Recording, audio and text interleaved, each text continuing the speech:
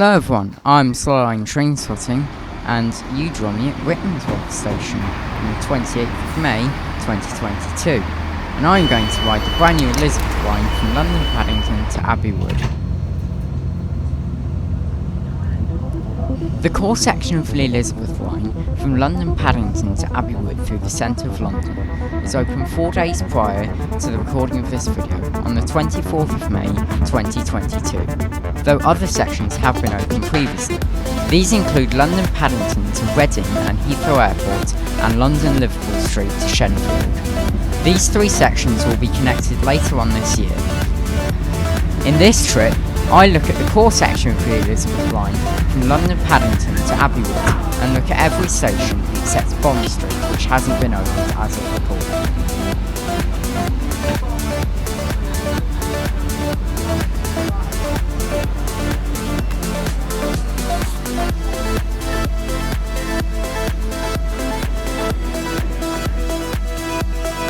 I found it rather funny that before going on the brand new line I took the oldest trains currently running on the London Underground network.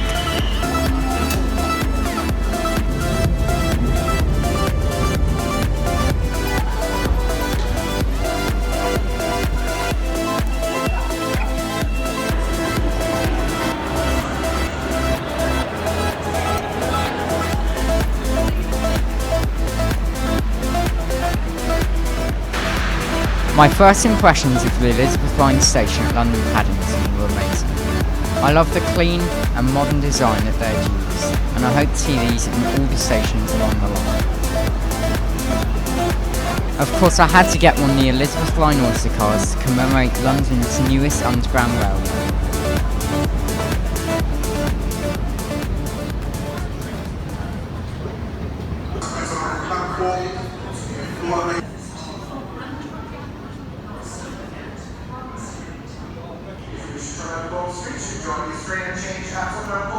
I was massively impressed with the design of Paddington platforms, from the lighting overhead to the information screens above the platform edge doors. And with enough time spent on the platforms, it was trying to get on board and ride the Elizabeth line. This won't be a review of the train since I've already ridden on them before, but I do have to say I love the Class 345 units.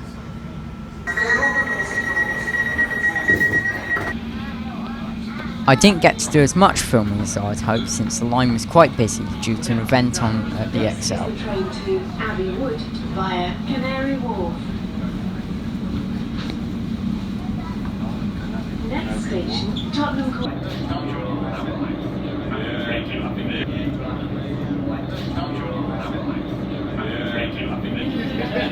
The best look I got at Bond Street Station was through the train window as we passed through.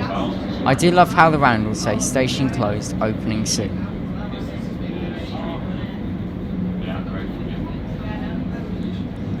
I will come back to look at Bond Street Station when it is open, like I've done with all the others, but that will have to be a video in the future. The first opened station on the line from Paddington is Tottenham Court Road. I won't get off the train here, but I'll do that on my run back from Abbey Wood to Paddington. This will just be a run through of the line. This is the train to Abbey Wood via. And after a lot of waiting and looking at this dog, because how could you not, let's look at this dog for a bit more. We were finally ready to leave Canary Wharf, where very shortly we will come out of the tunnel and be above ground for the first time on this trip.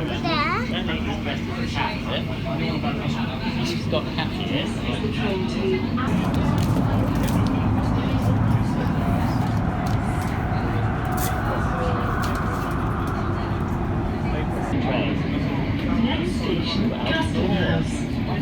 And we finally leave the tunnel through the core of London and come almost immediately into Custom House Station for the XL.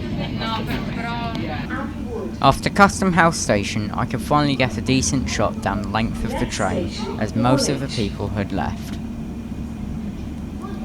Next we enter the Connaught Tunnel, which was originally opened in 1878, but hasn't seen a passenger train since 2006.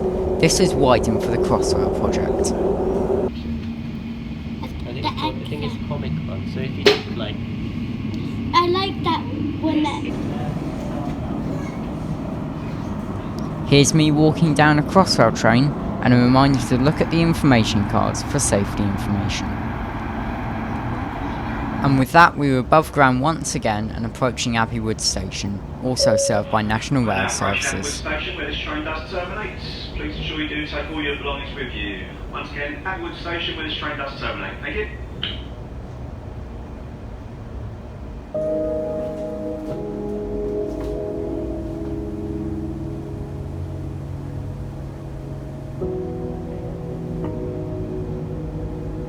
And that concluded my first run on the Elizabeth line, from London Paddington to Abbey Wood.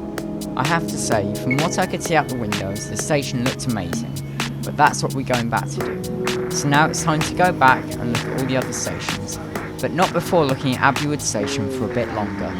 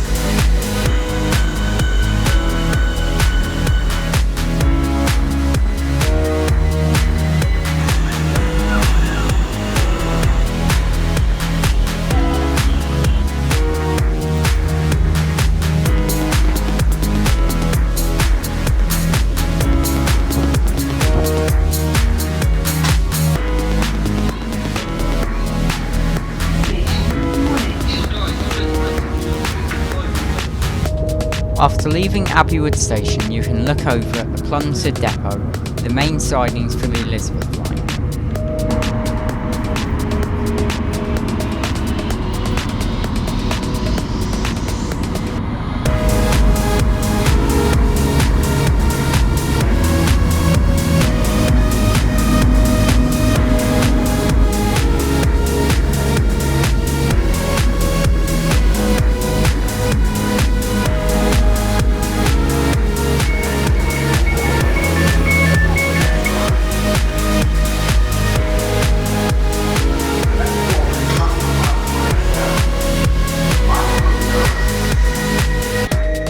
I also liked the design of Woolwich Station and the incorporation of the purple roundels into the seating.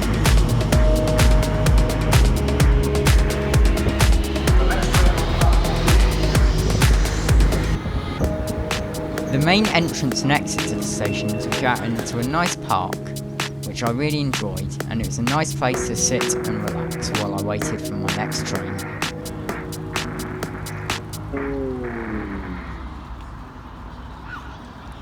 Also featured at Abbey Wood, I like the incorporation of the roundel and the station name into the doormats.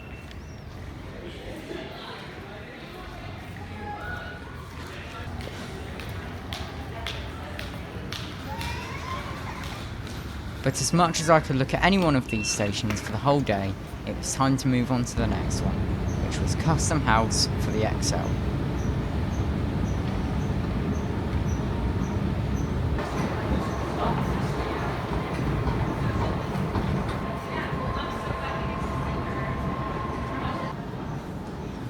While I was waiting for my train to arrive, I enjoyed comparing the size of the tube maps on each of the platforms.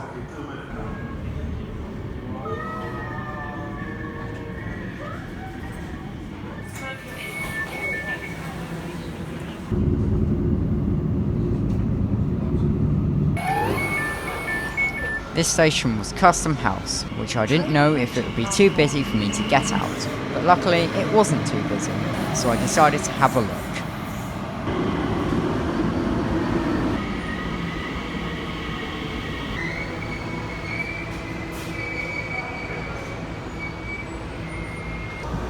At Custom House Station, you can change for DLR services.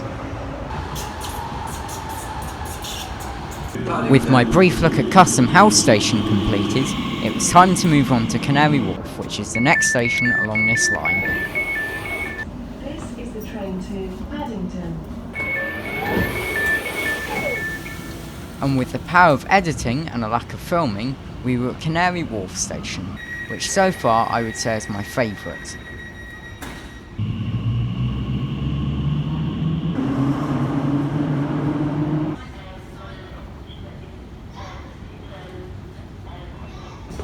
One addition I did like is the yellow accents on the escalators to reflect the canaries.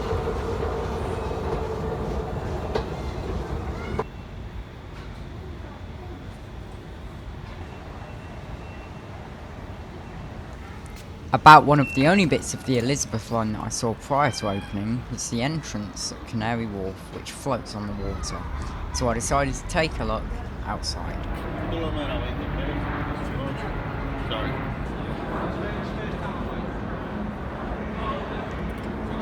You can also just about see the DLR trains going into their Canary Wharf station.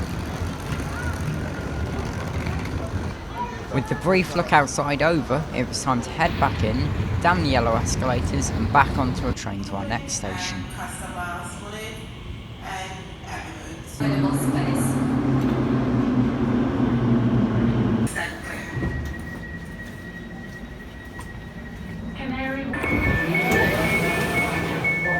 The next station on the line is Whitechapel, which is of course a station where the overground goes underground and the underground goes overground. I found that Whitechapel station had a very similar design to a lot of other stations, but I do like the uniform design that they've used. I had one end of the platform to myself, so I got some nice shots down the platforms. I had a brief walk up to the ticket hall to see what that looked like, and I loved how they incorporated wood into the ceiling of the station, similar to what they did in Abbeywood.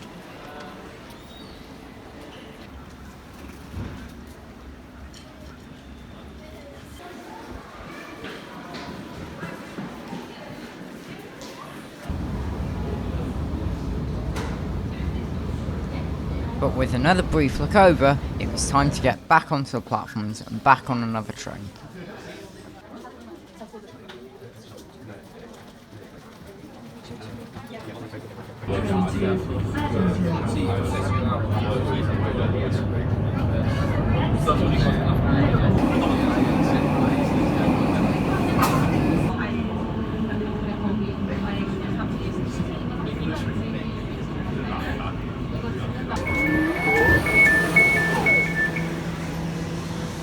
The next station was Liverpool Street, a station served by National Rail Services, London Overground, and the Metropolitan, Hammersmith and City and Circle lines, as well as anything else that I've forgotten. This is also the station to change at for Elizabeth line services from the main Liverpool Street station to Shenfield. As is also seen, the station has many design aspects which are similar to Whitechapel and other stations. For disabled access on the station, there is also an incline lift that runs diagonally parallel to the escalators, which of course I had to ride on because it's not every day you see one of these. With a slightly longer break while I ate my lunch, it was time to head back into the station, so I touched in and headed back to the Elizabeth line platforms to go to the next station, which was Farringdon. Another interesting fact about the Elizabeth line platforms is that they are so long that they actually stretch to the nearby Moorgate station, also served by the Northern line. But it was time to leave and head to the next station, which was Farringdon.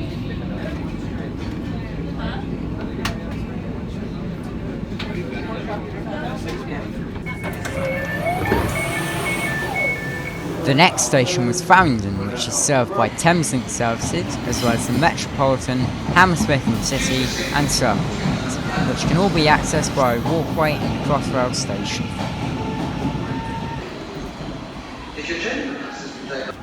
I'm not sure about this, but from what I've seen on this trip, I think this might be a contender for the largest Elizabeth line round.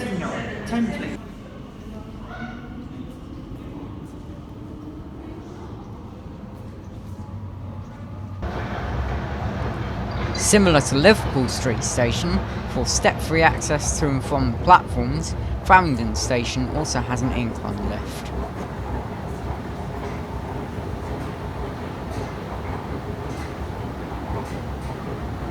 I once again had another ride in this lift because I found it way too fun at Liverpool Street. The Elizabeth Line station at Farringdon also has an entrance on Long Lane, which due to the long Crossrail platforms is closer to the London Underground station at Barbican, but is also not too long a walk back to the main Farringdon station on the London Underground in Thameslink. But after a nice walk around Farringdon, it was time to get back onto the Elizabeth Line and go to our next station.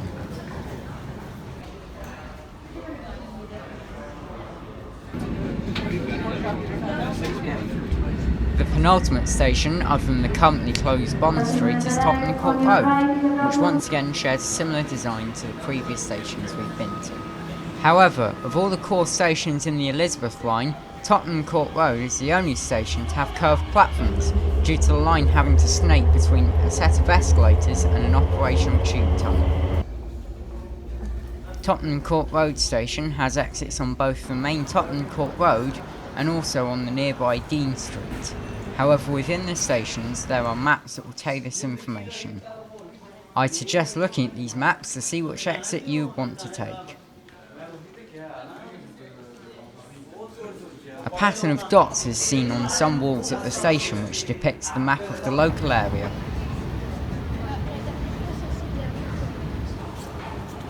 Of all the stations, I personally like the lighting of Tottenham Court Road more, especially on this exit.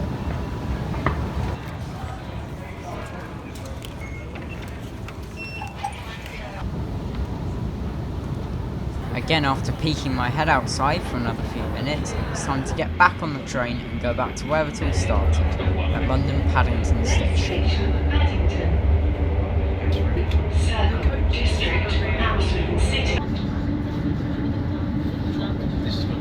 We came back through Bond Street Station fast, which gave me another opportunity to look at the works being carried out, although from the train, the station looks mostly finished.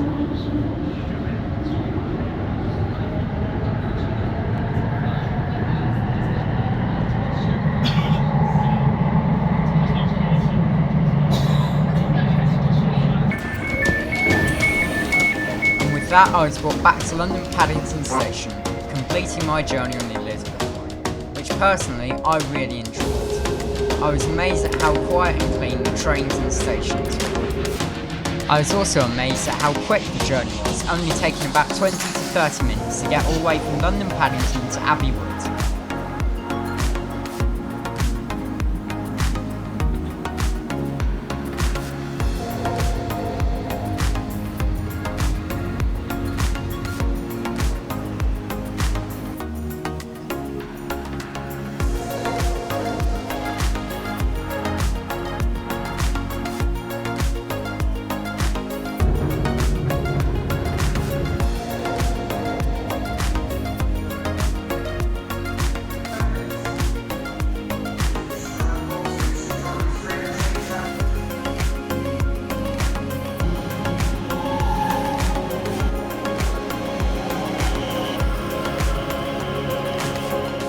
I would like to apologise for how long it's taken me to get this video out. I was having to get it edited and uploaded in a few days after I was out there, but now it's 2 months later and it's only just done.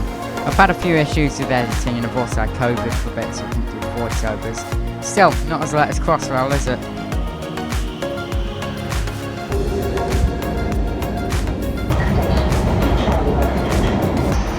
And then it was time to go back home on a Class 165 from Chiltern Railways.